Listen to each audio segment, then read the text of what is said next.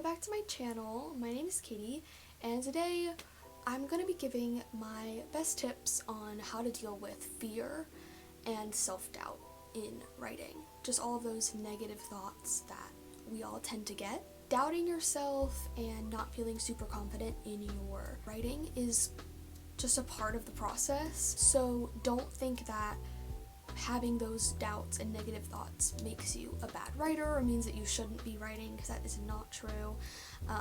Every writer gets those. Every creative person gets those moments where you're just like, is this good? Am I any good? Yeah, we all get it, so don't let them discourage you. They're just a part of the process. You just have to take them and deal with them, and I'm gonna be sharing some things that I try to remember when I get a little bit unsure of myself.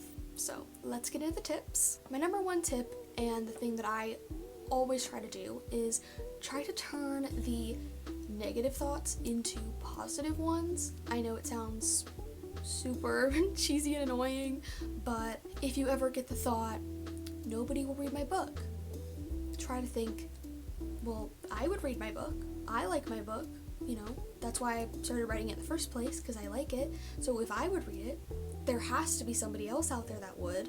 Or if you're like, my book is too niche, like there's not a market for this. Try to think, my book is unique, there's nothing like it out there, and it's an untapped market. But also, if you get the thought, I'm a bad writer, you can tell yourself, I'm actually the best writer on the planet. The Lulu is the Salulu sometimes, especially when it comes to creative things. Just tell yourself whatever you need to tell yourself to get it done, if that makes sense. Don't get like arrogant or inflate your own ego. Just, have a little bit of Delulu. But yeah, try to, when you have a negative thought, try to just replace it, because if you have a negative thought and ignore it, it kind of tells your brain that that's okay. That's an okay thought to have, and that's not an okay thought to have, because those thoughts will discourage you and stop you. And so you need to kind of actively say, hey, that's not true. This next tip is kind of toxic and it's kind of mean, but I want you to think about all of the bad books that you have read. We've all read a book where you're like, why was this published? How was this published? How is this okay? Maybe it makes me a bad person, but sometimes I think to myself, if this got published, if people read that, maybe I have a shot. I know that's like pretty toxic, and I'm sorry, but again, Delulu. I think that there's a market for every book. There's some person, there is at least one human being on the planet that would like your book. And so sometimes I like to remind myself, I didn't like this book, but there are people that do. So there have to be people that would like mine. Does that make sense? My next tip is kind of just an overall writing tip. If you're like maybe like a new writer and you're dealing with self-doubt and stuff, write about subjects and topics that you know a lot about, and that way you'll feel confident in what you're writing about, and so you won't have doubts about that. Like, if you play soccer, write a book about a girl on a soccer team, and then at least you know what you're talking about when it comes to the soccer part. Write about stuff that you're already confident in, and that should help fend off some doubts, like about you not knowing what you're talking about, because you do know what you're talking about. My next little piece of advice is you need to accept that you're gonna make mistakes, and sometimes you're gonna write stuff that's bad. It does not mean you are a bad writer. Writing things that are bad does not mean you are a bad writer. Those things are not connected. But if you think that they are, you're gonna convince yourself that you are a bad writer, and the doubts are gonna creep in and the doubts are gonna win.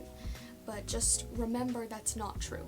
If you sit down and have a writing session and you're like, that was so unsuccessful, that was so bad, I hated the way that I explained that, you had a bad moment, you had a bad day. Okay? So, you can fix it later. You still wrote.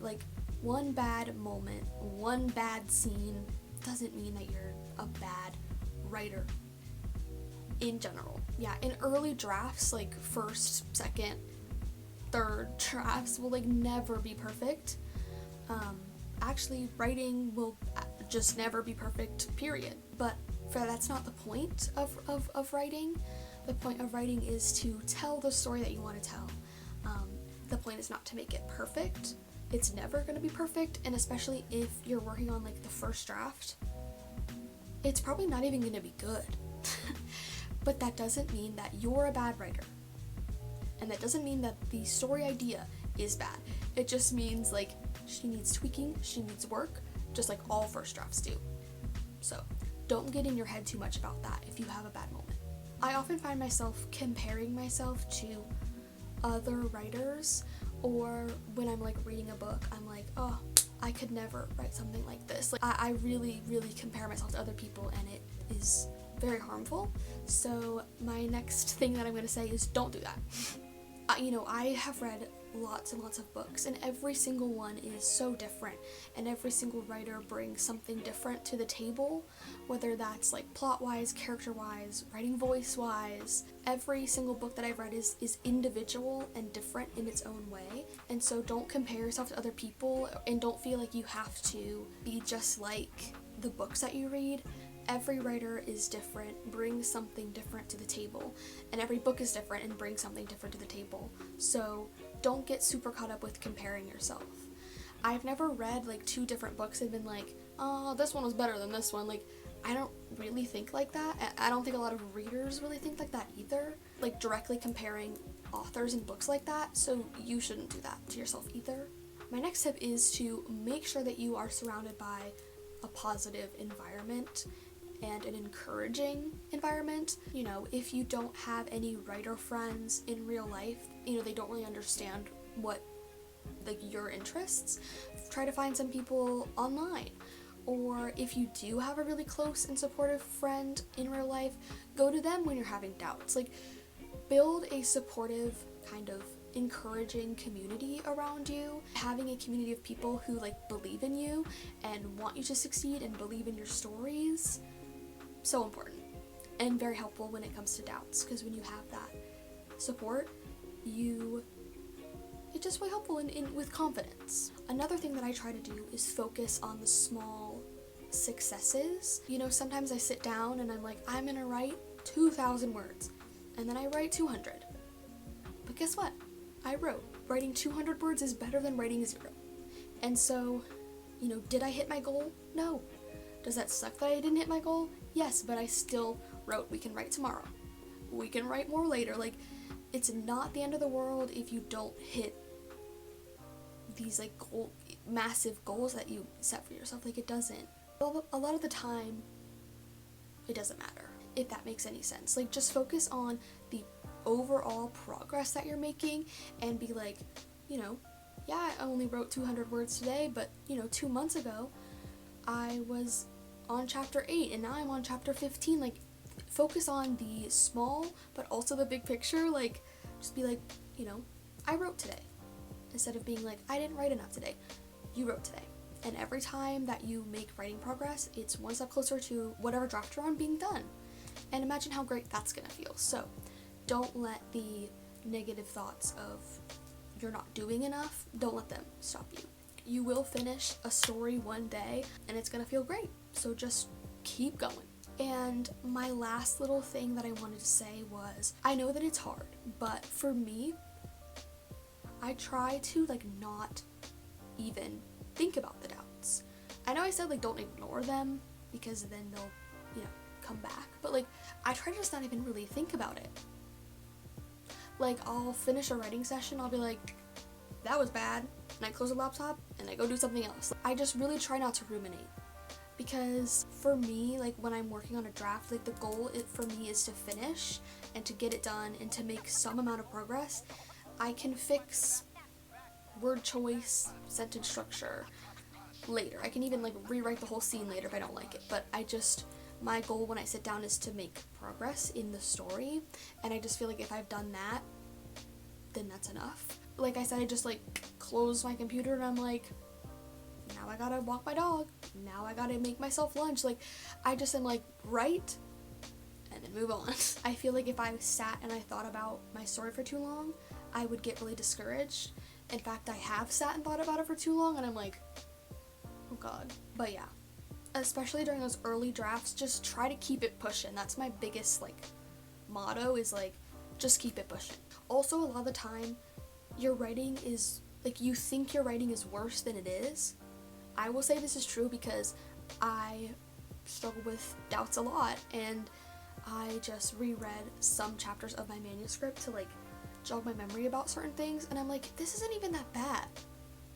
So that's really helped with my confidence, is realizing that it's not as bad as I think it is. It's always worse in your head because you're nitpicking and you're thinking, oh, why didn't I write that better? It should have been perfect.